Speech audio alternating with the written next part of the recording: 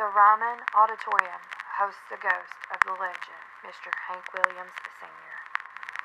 On any given Friday or Saturday night, thousands of people pack the streets of Lower Broadway in downtown Nashville, flowing in and out of the honky-tonks, listening to the sounds from the windows on the streets, or even catching a show at the world-famous Mother Church of Country Music, the Ryman Auditorium.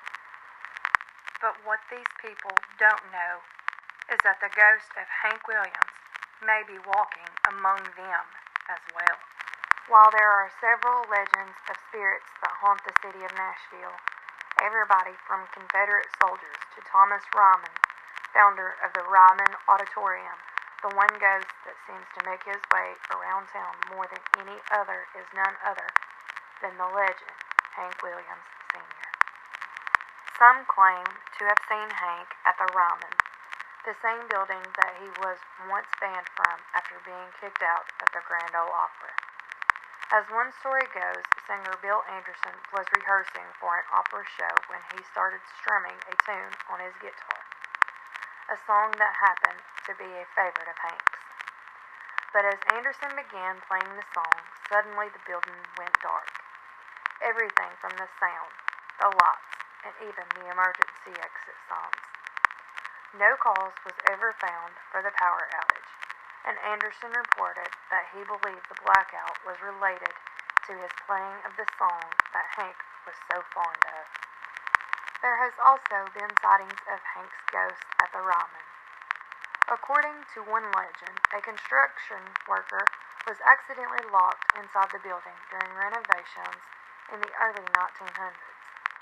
And came face to face with Hank Williams Sr. himself. Still others believe they've seen the spirit of Hank himself hanging out in the alleyway between the Ryman and Tootsie's Orchard Lounge. Occasionally, the ghost of Hank, and other country legends, are seen slipping out of the back of the Ryman Auditorium and across the alley into one of the nearby bars to have a drink, with some believing that Hank still hangs out and around the Ryman because he was banned from the building all those years ago. Of course, it makes sense that with Hank being one of the most frequent ghostly sightings in Nashville, there would be songs about seeing the spirit of the country music legend. There's Alan Jackson's Midnight in Montgomery, about paying a visit to Hank's grave and being visited by his ghost. And you probably know The Ride by David Allan Coe.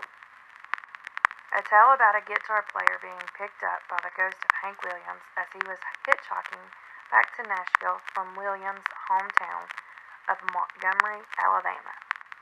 But did you know that the songwriter of The Ride claims that the song was inspired by a conversation he had with none other than the ghost of Hank Williams himself? As told by David Allan Coe, I was living at Country Place Apartments. I lit candles in the living room, and I wanted Hank to show himself. I wanted to write a masterpiece about Hank. I said, "Hank, why were you so big?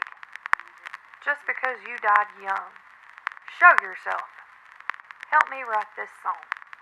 I looked down that long hallway, and Hank was sitting there, without a shirt on my couch in the living room. And I said, "Hank, we're gonna take a ride.